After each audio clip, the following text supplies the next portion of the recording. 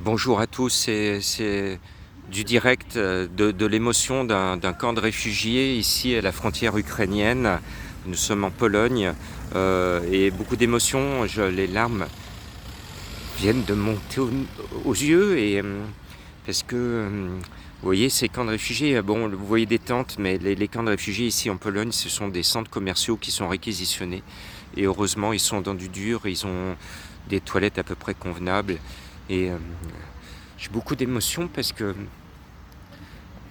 je viens de voir beaucoup de mamans,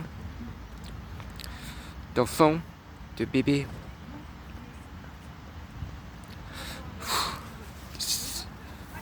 C'est compliqué. On sent.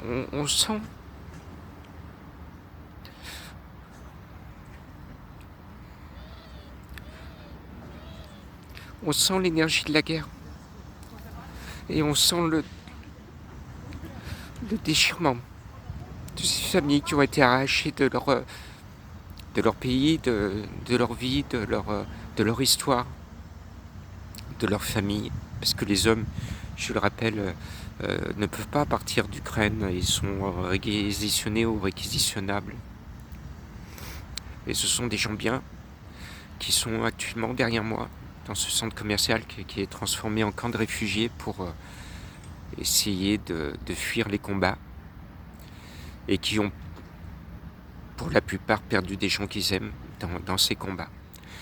Donc on peut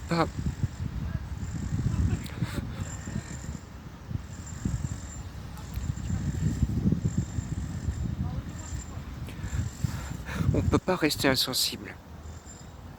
Moi je suis venu ici en ma qualité de président donner la main don de soi, mais aussi en ma qualité de journaliste pour témoigner de la réalité. Donc le journaliste qui vous parle, qui essaye de reprendre son esprit de journaliste, c'est pour vous dire, pour vous expliquer la mission, pour bien la comprendre. Depuis le début, donner la main don de soi, mon association et mon journal Le Progrès, ainsi que les radios lyonnaises et Lyon Demain, que je remercie, ont fait tout pour aider cette association du GIPS à Villeurbanne, qui est composée de bénévoles qui viennent de partout de la France, de plein de métiers, beaucoup de secouristes, infirmières et quelques courageux pompiers qui nous sauvent la vie depuis toujours. Et moi je me suis engagé auprès d'eux parce que comme la plupart d'entre nous, on a tous eu besoin un jour ou l'autre, et moi récemment pour ma femme, l'obligation qui s'est grièvement blessée, l'obligation d'appeler le 18 et d'avoir le bonheur de voir des anges qui arrivent et qui portent la personne que l'on aime ou nous-mêmes. J'ai été conduit à l'hôpital en juin dernier pour une luxation de l'épaule et une violente chute.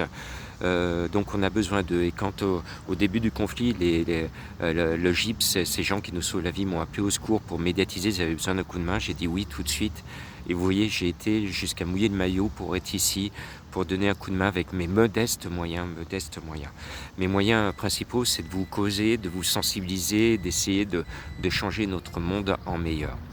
Donc la situation, nous quand on est parti dimanche de matin de Villeurbanne, on a mis 3 jours pour arriver à la frontière ukrainienne avec beaucoup de fatigue. Moi j'ai pratiquement pas dormi cette nuit et l'avant-dernière nuit, la première nuit non plus. Donc pour tout le monde, pour tous les volontaires du convoi, on est tous dans un grand état de fatigue, mais un grand état de bonheur. Je voulais vous dire qu'on est parti avec des réfugiés qui regagnent le pays. Je pense à Valentina, 73 ans, qui se déplace en déambulateur, qui a eu l'obligation de rentrer au pays parce que son mari âgé est obligé de l'appeler au secours, donc elle rentre. Tatiana et son fils Maxime, son jeune fils, elle rentre parce que son employeur là-bas en Ukraine lui impose, lui ordonne de rentrer au pays pour reprendre son poste. Point de suspension.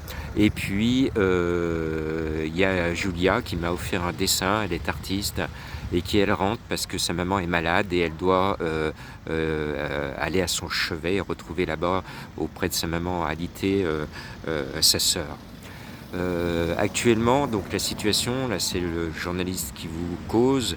La première constatation qu'on a fait en arrivant dans ces camps de réfugiés qui sont, je vous le rappelle, non pas sous des toiles de tente, mais dans des centres commerciaux, des centres de logistique qui ont été réquisitionnés par les autorités pour y loger dans de meilleures conditions que sous des toiles de tente en extérieur tous les réfugiés, c'est que les chiffres sont à la baisse. Comme me disait un Français, Vincent, il m'a dit ceux qui voulaient partir sont partis tout de suite dans les premiers coups de feu, les premières bombes.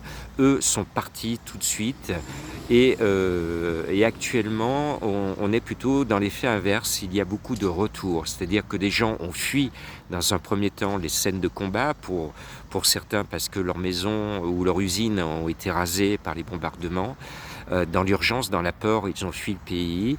Et actuellement, la tendance est inverse. On voit beaucoup de réfugiés qui se sont mis à l'abri, qui ont quelques informations meilleures ici en Pologne sur la vraie situation dans leur pays, qui se disent, bon, sur le secteur où j'habite, je peux éventuellement prendre le risque d'y retourner parce qu'actuellement, la situation est calme. Et c'est pour ça qu'on a des réfugiés qui rentrent en ce moment au pays. Pour notre part, nous, on a apporté énormément d'aide, des dons français qui sont venus de toute la France, portés par le convoi du Gypse. Et on a eu le bonheur hier au soir de mettre sur des palettes et des palettes et des palettes.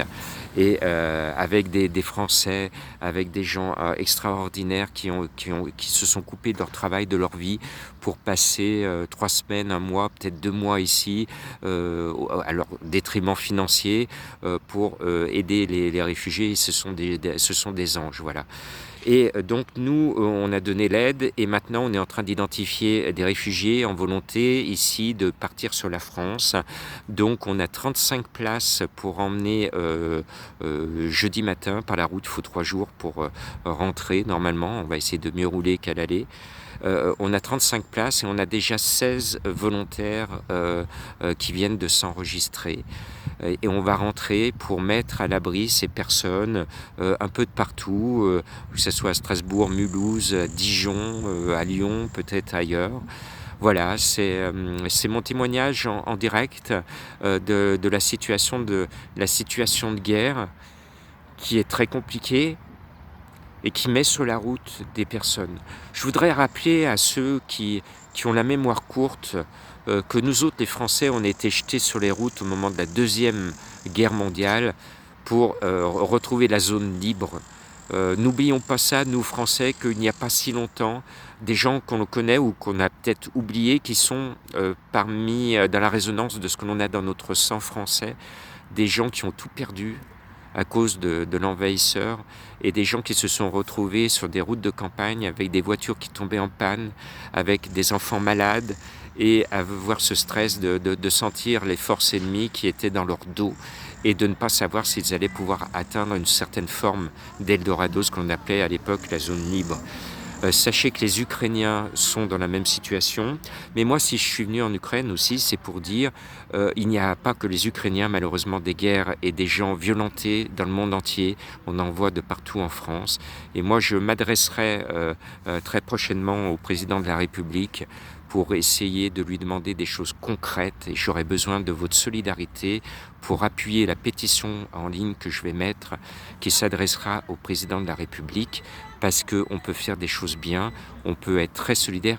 Et moi, je fais partie des personnes, j'ai tellement d'idées avec mon équipe de donner la main dans le soi, que depuis le début du conflit, j'ai 2 solutions pour stopper net la guerre. Il y a une solution qui est diplomatique et politique, que j'ai confiée à un député qui fait partie de la commission défense et qui pourra intervenir à l'Assemblée nationale.